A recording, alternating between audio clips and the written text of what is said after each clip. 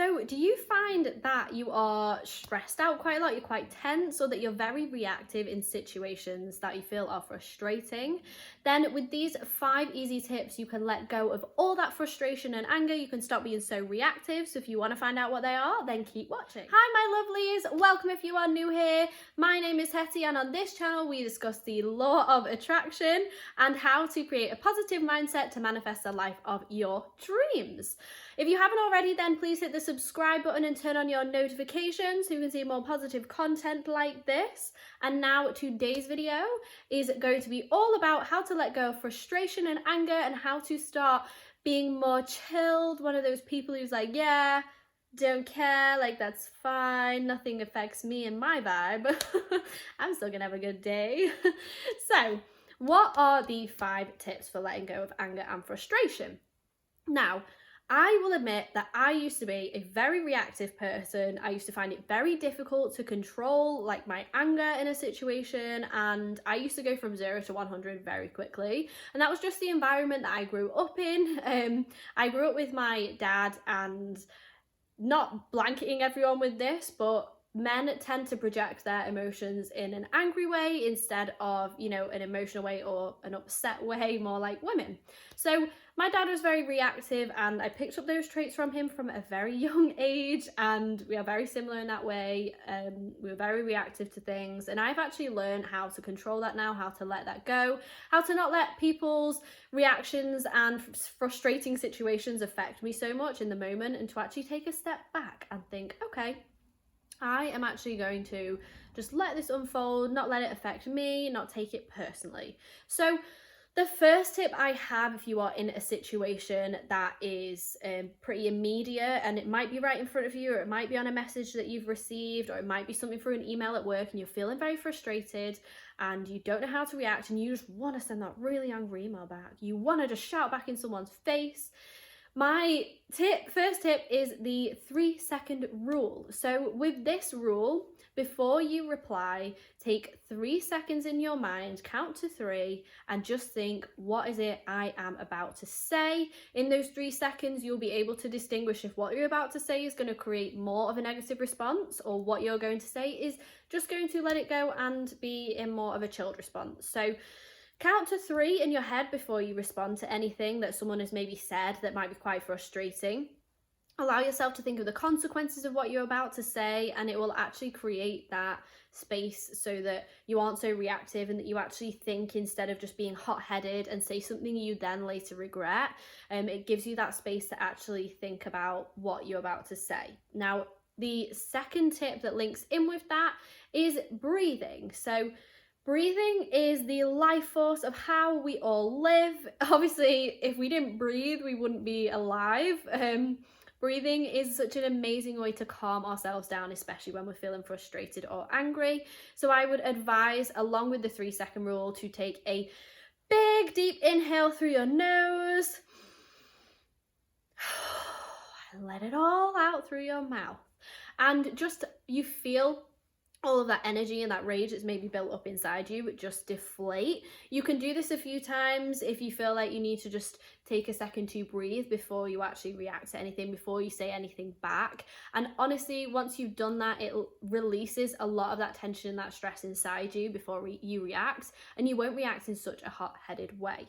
Now, the third tip that I have is to sleep on it before you reply. If this is something that you can go a little while without reacting to, so if someone's texted you or if someone's emailed you, and you can just have that break and you don't need to respond there and then go to sleep and think on it. Or if you are in a situation when you're having a face-to-face confrontation with someone, then just take a step back, take 3 seconds, do your deep breathing, and just say, okay, I don't feel like this is the right time to have this conversation. I am just going to go away. I'm going to sleep on it, and maybe we can revisit the conversation tomorrow.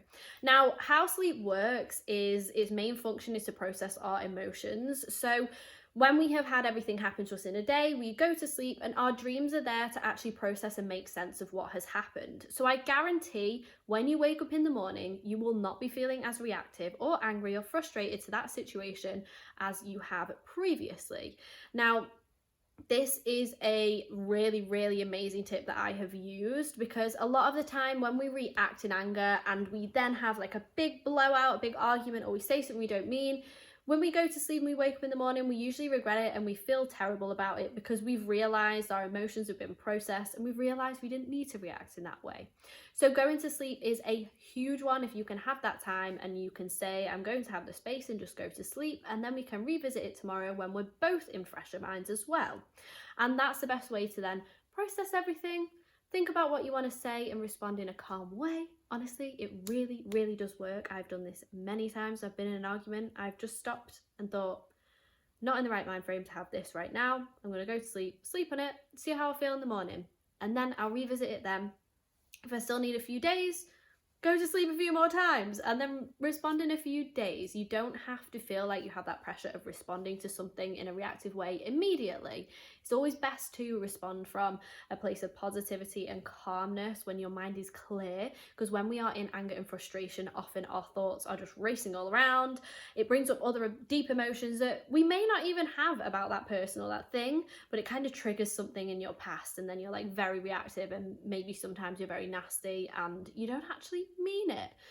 So the fourth tip that I have is to remember that everybody is human. We don't understand what other people are going through all of the time, and we don't need to, but we just need to have that acknowledgement that maybe someone's acting in this way to you, or maybe someone's being frustrated at you because of things that are going on in their own personal life.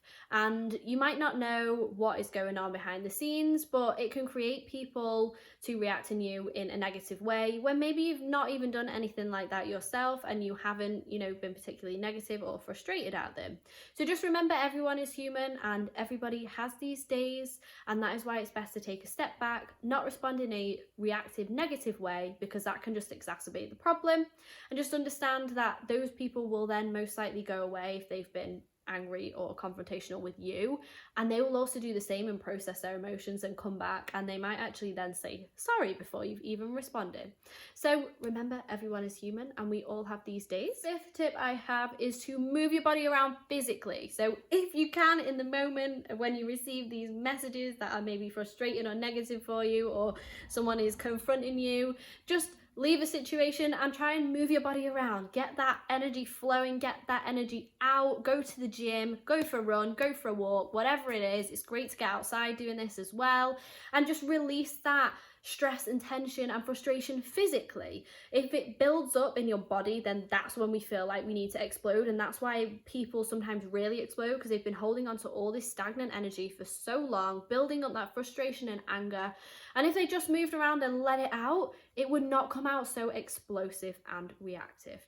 So they are my top 5 tips on how to let go of frustration and anger and stop being so reactive in situations.